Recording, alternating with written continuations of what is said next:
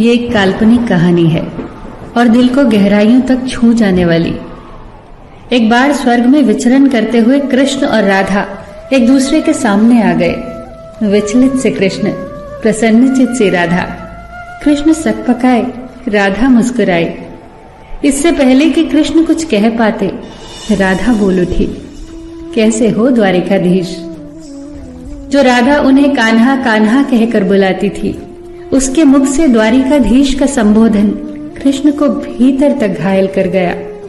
फिर भी किसी तरह अपने आप को संभाल लिया उन्होंने और बोले राधा से, मैं तुम्हारे लिए आज भी वही कान्हा हूँ। तुम तो मुझे द्वारिकाधीश मत कहो। आओ बैठते हैं। कुछ मैं अपनी कहता हूँ, कुछ तुम अपनी सुनाओ। सच कहूँ राधा, जब जब भी तुम्हारी याद आती थी, इन आंखों से आंसुओं की बूंदें निकल आती थी। राधा बोली, मेरे साथ ऐसा कुछ नहीं हुआ। न तुम्हारी याद आई, न आंखों से आंसू बहा, क्योंकि हम कभी तुम्हें भूले ही कहाँ थे। जो तुम याद आते, इन आंखों में तो सदा तुम ही थे। कहीं आंसुओं के साथ निकल न जाओ, इसलिए रोते भी नहीं थे।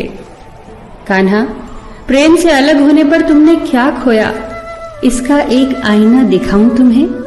कुछ कड़वे सच प्रश्न सुन पाओ तो सुनाऊं। कभी सोचा है इस तरक्की में तुम कितने पिछड़ गए। यमुना के मीठे पानी से जिंदगी की शुरुआत की और समुद्र के खारे पानी तक पहुंच गए। एक उंगली पर चलने वाले सुदर्शन चक्र पर भरोसा कर लिया और 10 उंगलियों पर चलने वाली बांसुरी को भूल गए।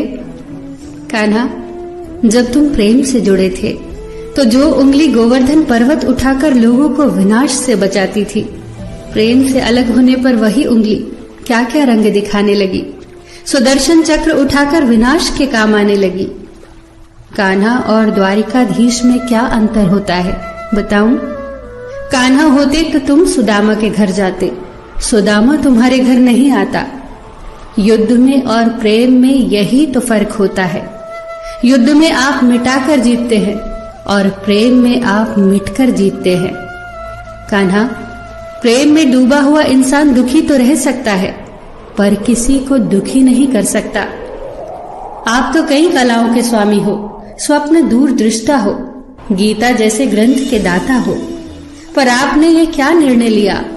आपने अपनी पूरी सेना कौरवों को सौंप दी और अपने आप को पांडवों के साथ कर लिया।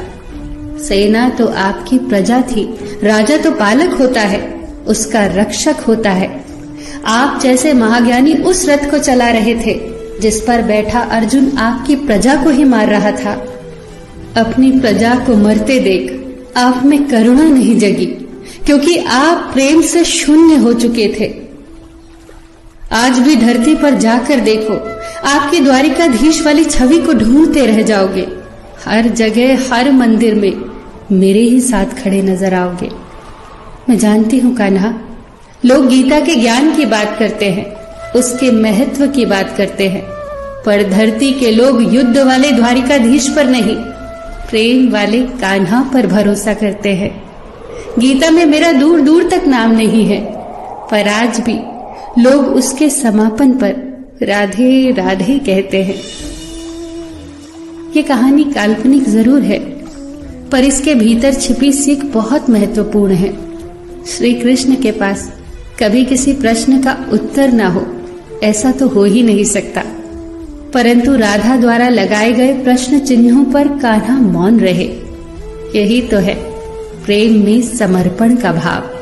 पराक्रम में हमें हर किसी को हराना होता है, तब भी हम जीतकर भी हार जाते हैं, परंतु प्रेम में एक ही कईयों का दिल जीत लेता है।